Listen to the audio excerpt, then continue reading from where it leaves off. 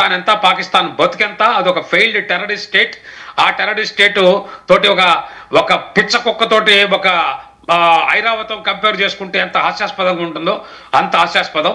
So నేను చెప్పేది ఏంటంటే ఈ జరిగినటువంటి ఇన్సిడెంట్ ఇది ఒక అంతర్జాతీయ కుట్రండే. భారతదేశాన్ని, సుస్థిరమైనటువంటి భారతదేశ ఆర్థిక సార్వభౌమత్వ దిగుగా అడుగులేస్తున్నటువంటి భారత్ని ఎలాగోలా ఈ యుద్ధంలో రంగంలోకి దించి ఇచ్చేయడం. వాక్ఫ్ బోర్డులో వస్తున్నటువంటి సమస్య ఒకటి ఉన్నది.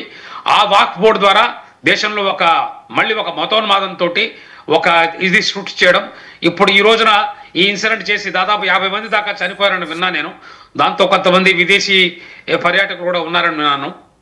కాశ్మీర్లో ఎట్టి పరిస్థితుల్లో కూడా నార్మల్సీ వచ్చింది అన్న విషయాన్ని మొత్తం బాగా తెలిస్తే ఇంకా బాగా కాశ్మీర్ డెవలప్ అవుతుందనే లోకల్గా ఉండే కొంతమంది కుట్రదారులు కూడా చేస్తున్న పనండి. అంటే అంతర్జాతీయ పరంగా, ఆర్థిక పరంగా, జాతీయ పరంగా, దౌత్య పరంగా, అలానే మన యొక్క సురక్షా పరంగా, అంటే ఆంతరంగిక సురక్షా పరంగా ఇన్ని యాంగిల్స్ కలిసేసి పనిచేస్తున్నాయి. ఇది అంటే మెయిన్ కారణం. ఇంతకు మించి మరో కారణం లేదు. ఇవన్నీ ఊహించి ఊపదంపుడు ఉపన్యాసాలు ఇవ్వడంలో ఉపయోగం లేదండి.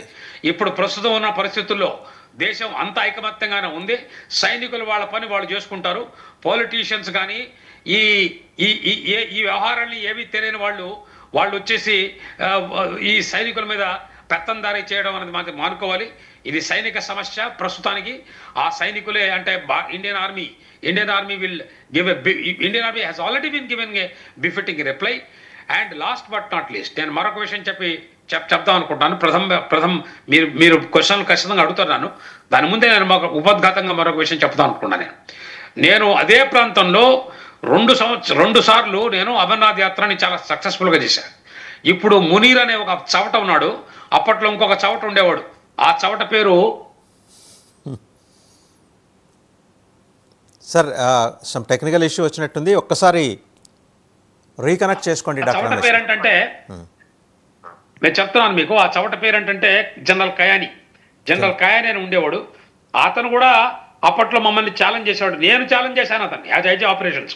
మీరు వెళ్ళి ఆ టైమ్స్ నౌ ఇంటర్వ్యూలో చూడొచ్చు కావాలంటే 17 సంవత్సరాలకి. నేను ఛాలెంజ్ చేశాను, నీకు దమ్ముంటే నా కాశ్మీర్లో అమర్నాథ్ యాత్రని పూజించే వాళ్ళు ఎవరంటే పెద్ద తెగబలిసిన సేట్లు కాదు, వచ్చే వాళ్ళందరూ కూడా రిక్షాలు ఆక్కొని వచ్చేవాళ్ళు. అలహాబాద్లో ప్రయాగరాజ్లో రిక్షాలు ఆక్కొనే నా హైందవ సనాతన సోదరుడు వస్తాడు ఇక్కడ.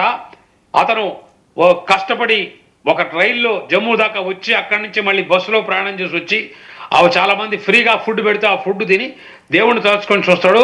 నీకు దమ్ముంటే నన్ను కాల్చు, వీళ్ళని కాదు కాల్చాల్సింది. వీళ్ళని కాల్చినందువల్ల నువ్వు సాధించేది ఏమీ లేదు.